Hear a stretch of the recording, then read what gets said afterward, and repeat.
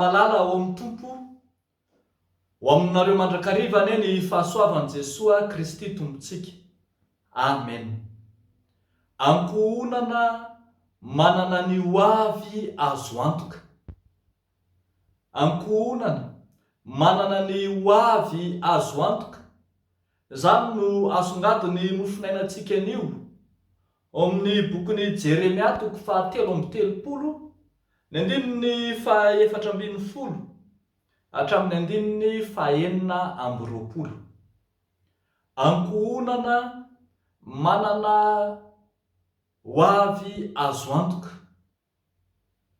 Ny ankohonana izay voaresaka eto dia ireo fianakaviana roa lafy, ny anankiray andaniny, ny fianakavian'i Israely na ny taranak'Isiraely tao amin'ny fanjakana avaratra.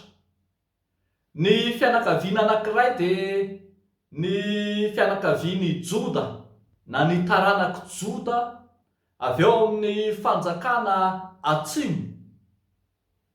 Taranaka nentina tany am-pahababona, taranaka voababo, ary dia ambara mihitsy aza ohatra eo amin'ny andininy 420 fa taranaka noamaivona, taranaka tsy vanoko firenena, efa andala pahafatesana, to tsy isy andala-paharavana.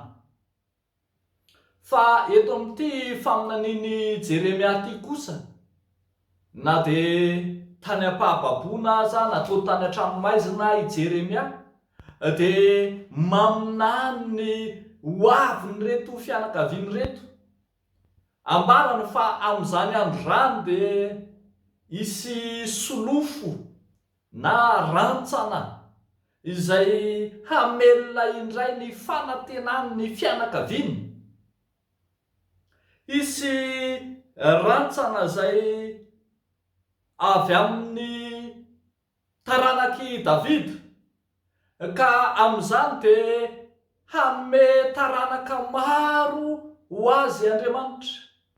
Hoavin'ity ireto fianakaviany reto dia ny taranaka maro, ary izay misongadina mihoatra noho ny fananana ny taranaka maro dia ny fahazahoana mpanjaka hitoy mandrakariva avy amin'izany taranaka izany, ka tsy ho tapaka ny seza fiandrianana na ny dinasty amin'ny fitohizan'ny fahefam-panjakana eo amin'ny taranaka voafidin'Andriamanitra. Etsakilan'izay koa dia ambara fa hitoy tsy ho tapaka ihany koa ny fampompisoronana eo amin'ny mpisorona, satria dia hisy hatrany avy amin'ny taranaka hanohy ny asa fisoronana, ny asa fanompoana an'Andriamanitra.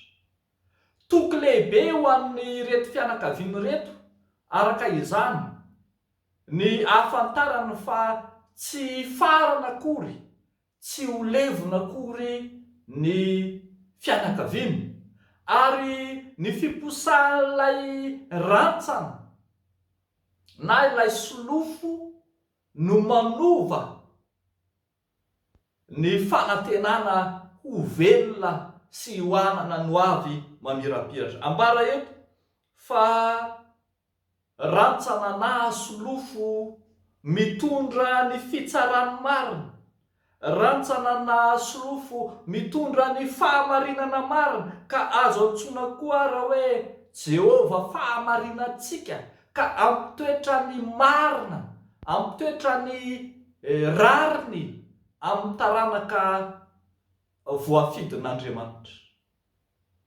Ny fahamarinan'Andriamanitra mihitsy arak'izany no ampitoerina amin'ity taranaka voafidin'Andriamanitra ity. Ny fahamarinan'Andriamanitra dia tsy miala aminy, izay efa nofidian'Andriamanitra hatramin'ny voalohany, tsy miova ny teny fikasan'Andriamanitra, mitana ny tenin'ny Andriamanitra fa ny firenena izay efa nofidian'olovana hatramin'ny voalohany dia Indro fidiny hanohy mandrakariva ny fanompoana azy amin'ny taranaka rehetra mifandimby. Riavako malala ao amin'ny Tompo, faminaniana mesianika manambara ny fiposahany ilay mazava lehibe dia i Jesosy Kristy ilay Mesi, ity faminaniana ity. Eo amin'ny izay hipotrahan'ny Mesi na eo amin'izay hipotrahan'ny Jesosy Kristy eo amin'ny tantaram-piainan'ny vahoaka voafidin'Andriamanitra no velona indray ny fanantenana ny amin'ny hoavy. Na izy ianao na iza ankohonana na fianakaviana na taranaka, efa mila ho kivy sy ho very fanantenana amin'ny hoavy rahatray. Ny fidiran'ilay Jesosy Kristy fahamarinantsika, ilay lalana sy fahamarinana ary fiainana eo amin'ny fiainan'ny fianakaviana, eo amin'ny fiainan'ny ankohonana, eo amin'ny fiainan'ny taranaka, dia manova ny tontolo, mampitsimbadika ny tantara ary mamelona ny fanantenana ny amin'ny hoavy. Azo ambara arak'izany fa io Jesosy Kristy io mihitsy no fanantenana ho an'ny hoavy ny ankohonana rehetra. Miantso ny taranaka rehetra ary arak'izany, ny fianakaviana, ny ankohonana, ny isa-tokantrano, hiverina hitodika indray ao amin'ilay Jesosy Kristy fanantenantsika, fa ao amin'ny any no azontsika hianteherana, ao aminy no azontsika hianteherana, izy no toky sy fanilo ny amin'ny hoavintsika rehetra. Engane isika riavako, ho fianakaviana, ho taranaka, ho ankohonana manana hoavy mamirapiratra satria manaiky ho tarihan'i Kristy amin'ny zavatra rehetra. Dia ho an'Andriamanitra irerian'ny voninahitra. Amen. Ivavaka isika riavako. Tompo Andriamanitra rainay tsy toa, isaoranay ny fanekenao hiditra eo amin'ny tantaram-piainanay, hitondra fanovana, hamelona toky sy fanantenana ao amin'izay rehetra efa mila ho difitry ny fahaverezam-panantenana. Misaotranao izahay manaiky hamelona indray ny tantaram-piainanay ho amin'ny hoavy mamiratra, ary dia mivavaka izahay ho an'ny ankohonana kristianina rehetra, ho an'ny fianakaviana kristianina rehetra, ho an'ny taranaka kristianina rehetra, mba samy anankina mandrakariva ny fiainana eo ambany fahasoavanao.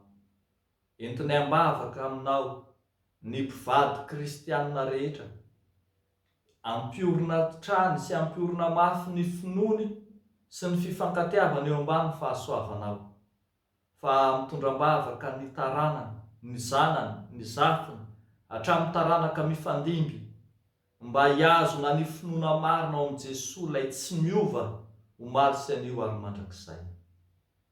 Dia hitoy hatrany Tompo ny fiazonanay mahataranaka kristianina anay, eny ho firenena kristianina mihitsy aza, ary izany no mahatonga anay samy irehare anangana fanamby fa amin'ny taona 2024 dia mbola ho firenena kristianina Madagasikara.